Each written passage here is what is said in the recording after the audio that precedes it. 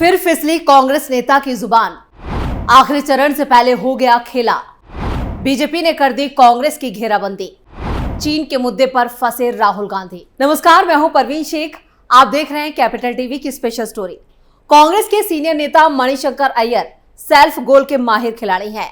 उनकी टाइमिंग भी परफेक्ट रही है।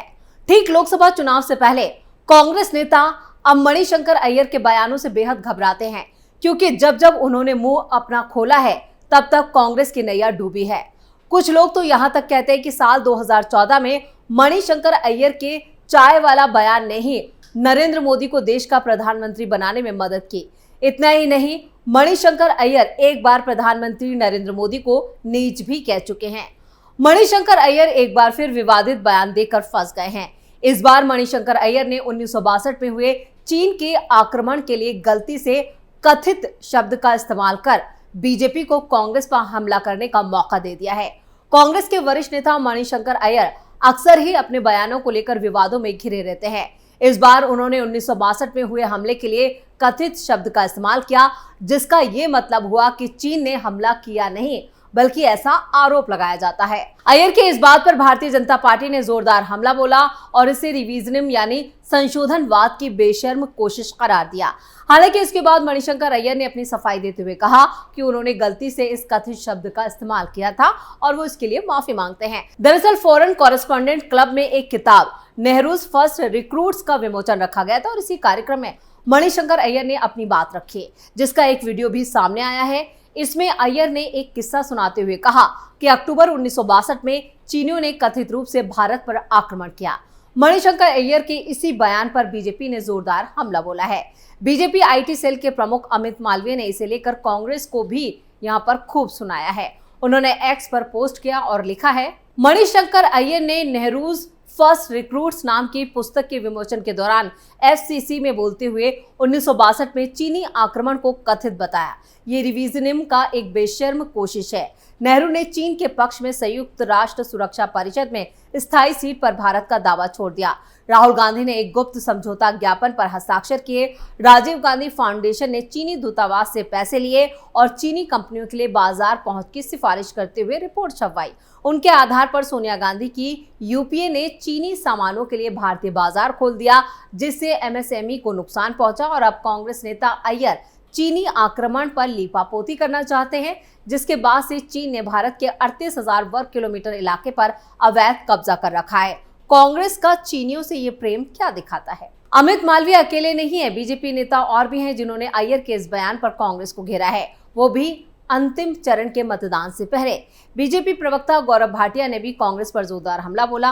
बीजेपी की तरफ से प्रेस कॉन्फ्रेंस करते हुए गौरव भाटिया ने कहा कि 43,000 स्क्वायर किलोमीटर की भारत की जमीन जवाहरलाल नेहरू के वक्त से चीन ने कब्जा कर रखी है। ये जमीन अभी भी चीन ने कब्जाई हुई है। मणिशंकर अय्यर ने चीन को क्लीन चिट दे दी। ऐसा क्या राहुल गांधी की सहमति के बिना हो सकता है? चीन की बीन बजाना बंद करिए। गौरव भाटिया ने कहा, मल्लिकार्जुन खड़गे इस मामले में चुप्पी साधे हुए हैं। लोकसभा चुनाव के दौरान इस दिया गया ये जो बयान है वो भारत के गर्व के साथ खड़ा होकर चीन को उसकी जगह दिखा रहा है। मणिशंकर अय्यर का बयान कांग्रेस के भारत विरोधी रुख को दिखाता है। वहीं गौरव वल्लभ ने सवाल उठाते हुए कहा, कांग्रेस और राहुल गांधी मणिशंकर अय्यर को बहादुर सेनाओं का मनोबल गिराने की अनुमति क्यों दे रहे हैं? क्या पाकिस्तान और चीन को कांग्रेस की ओर से सिग्नल दिया जा रहा है? इधर खुद को घिरता देख यहां पर मणिशंकर अय्यर ने अपने विवादित बयान पर सफाई दी है और उन्होंने एक छोटा सा बयान जारी करते हुए अपनी बात पर माफी मांगी और कहा कि वो शब्द गलती से निकल गया था। उन्होंने कहा, आज शाम चीनी आक्रमण से पहले गलती से कथित शब्द का इस्तेमाल करने के लिए मैं पूरी तरह से माफी मांगता हूं। वही सीनियर नेता के बयान से कांग्रेस बैकफुट पर है, वो भी चुनावों के बीच। 1 जून को आखिरी चरण का मतदान है। इधर बीजेपी ने चीन के मुद्दे पर कांग्रेस को घेर लिया है, जिसके बाद कांग्रेस की वरिष्ठ नेता जयराम रमेश ने 29 मई को अय्यर के बयान पर प्रतिक्रिया दी। उन्होंने कहा कि कौन है मणिशंकर अय्यर? वो कोई अधिकारी नहीं है, वो सिर्फ पूर्व सांसद और पूर्व मंत्री हैं। वो निजी तौर पर कुछ भी बोल सकते हैं, हमारा इससे कुछ भी लेना देना नहीं है। मीडिया, भाजपा, उनकी ट्रोल आर्मी और सोशल मीडिया पर ही ऐसा कुछ चलाते रहते हैं। आज उनका कांग्रेस से कोई लेना देना नहीं है। वो कांग्रेस पार्टी में हैं, पर ना तो वो सांसद हैं और ना कोई पदाधिकारी, वो सिर्फ एक पूर्व सांसद है। कांग्रेस ने हर बार की तरह इस बार भी अब मणिशंकर अय्यर के बयान से किनारा जरूर कर लिया। वहीं मणिशंकर अय्यर ने भी बयान के लिए माफी मांग ली, लेकिन कहते हैं ना, कमान से निकला हुआ तीर और मुंह से निकले हुए शब्द वापस नहीं आते। वैसे ये पहला मौका नहीं है जब मणिशंकर अय्यर ने कोई ऐसा बयान दिया हो जिस पर बवाल खड़ा हो गया हो। मणिशंकर अय्यर का पाकिस्तान प्रेम भी काफी पुराना है। वो कई बार इसे अपने बयानों के जरिए जाहिर कर चुके हैं। हाल ही में मणिशंकर अय्यर ने एक बार फिर पाक का समर्थन करते हुए बयान दिया था, जिसमें उन्होंने पाकिस्तान को एक लोकतांत्रिक देश कहा और इसलिए उन्होंने कहा कि भारत को पाकिस्तान की इज्जत करनी चाहिए, उसके पास परमाणु बम है, ये तक कह डाला। अगर हम उनकी इज्जत नहीं करेंगे और बातचीत नहीं करेंगे तो वो भारत के खिलाफ एटम बम का इस्तेमाल करने के बारे में सोचेंगे। इस तरह के बयान भी मणिशंकर अय्यर की तरफ से आए।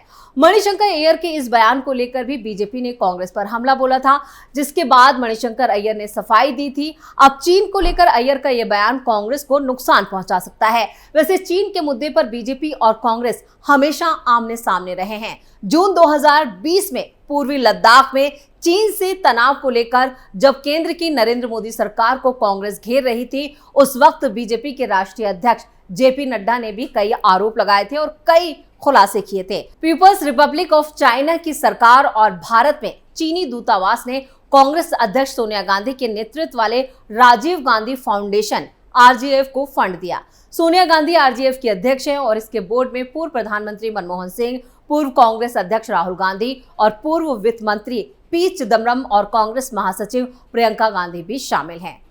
दो अलग अलग दानकर्ताओं से मिला था डोनेशन। जहां राजीव गांधी फाउंडेशन की सालाना रिपोर्ट के मुताबिक साल 2005 और 6 में राजीव गांधी फाउंडेशन को पीपल्स रिपब्लिक ऑफ चाइना की सरकार और चीनी दूतावास से दो अलग अलग दानकर्ताओं के रूप में यहां पर दान यानी डोनेशन मिला और चीनी दूतावास को सामान्य दाताओं की सूची में भी रखा गया। संपर्क करने पर पूर्व वित्त मंत्री और आरजीएफ बोर्ड के सदस्य पी चिदम्बरम ने उस वक्त बताया था कि आपको ये सवाल मुख्य कार्यकारी से करना चाहिए।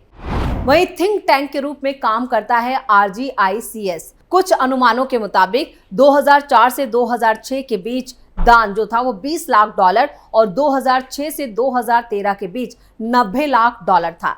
Rajiv Gandhi institute for contemporary studies एक थिंक टैंक के रूप में काम करता है और यहाँ पर समकालीन मुद्दों पर व्यापक और जो भी अनुसंधान है वो उस तरह के अनुसंधान करता है। और आरजीएफ की वार्षिक रिपोर्ट के अनुसार अप्रैल 2009 में आरजीआईसीएस फेलो मोहम्मद साकिब ने पूर्ण चंद्र राव के साथ मिलकर भारत चीन मुक्त व्यापार समझौता यानी एफटीए को लेकर एक अध्ययन भी किया था, जिसमें कई बातें सामने आई थी। वहीं अगस्त 2023 में भी बीजेपी ने कांग्रेस पार्टी पर देश विरोधी एजेंडा चलाने के लिए चीन के साथ मिली भगत का आरोप लगाया था।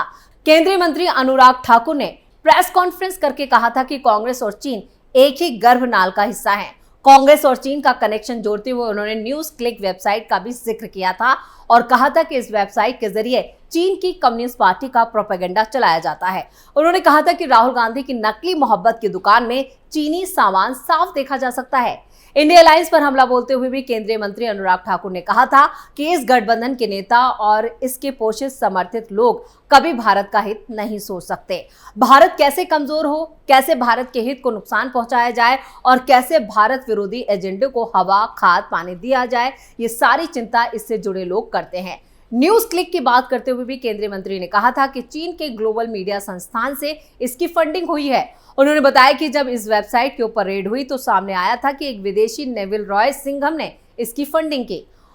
अनुराग ठाकुर ने यह भी दावा किया कि नेविल रॉय को चीन फंडिंग करता है। उसका संबंध कम्युनिस्ट पार्टी ऑफ चाइना की प्रोपेगेंडा शाखा के साथ है। ये लोग एंटी इंडिया और ब्रेक इंडिया कैंपेन चलाते थे। नेविल रॉय और कम्युनिस्ट पार्टी ऑफ चाइना के संबंधों को लेकर न्यूयॉर्क टाइम्स की रिपोर्ट की तरफ भी इशारा करते हुए अनुराग ठाकुर ने कहा, इस बात की पुष्टि उन अखबारों ने की है जिनके बारे में कांग्रेस बड़ी बड़ी बातें करती है। हमने 2021 में ही न्यूज क्लिक के बारे में खुलासा कर दिया था कि कैसे ये विदेशी फंडिंग से एंटी इंडिया प्रोपेगेंडा है। अनुराग ठाकुर ने कहा कि चाइनीज कंपनियां नेविल रॉय सिंघम के माध्यम से न्यूज क्लिक को फंडिंग कर रही थी, लेकिन कुछ लोग भारत में उनके सेल्समैन गए थे। चीन के नैरेटिव को बनाने के लिए फ्री न्यूज के नाम पर फेक न्यूज परोसी जा रही थी और कांग्रेस और दूसरे दल फ्रीडम ऑफ स्पीच के नाम पर मिलकर इनके साथ खड़े थे। अब मणिशंकर अय्यर ने भी चीन पर बयान देकर कांग्रेस के लिए एक और गड्ढा खोद दिया है, वो भी एन चुनावों से पहले। तो वही मणिशंकर अय्यर ने एक और बड़ा गड्ढा खोद दिया है कांग्रेस के लिए, वो भी चुनावों से ऐन पहले। अब देखना यह होगा कि यहां पर मणिशंकर अय्यर के इस बयान का कांग्रेस को कितना नुकसान उठाना पड़ता है। ये 4 जून के चुनावी नतीजों से साफ हो जाएगा। स्पेशल स्टोरी में इतना ही। वीडियो कैसा लगा नीचे कमेंट करके अपनी राय जरूर दें। वीडियो को लाइक करें, शेयर करें और कैपिटल टीवी को अगर सब्सक्राइब नहीं किया है तो जल्दी से सब्सक्राइब कर लें। नमस्कार।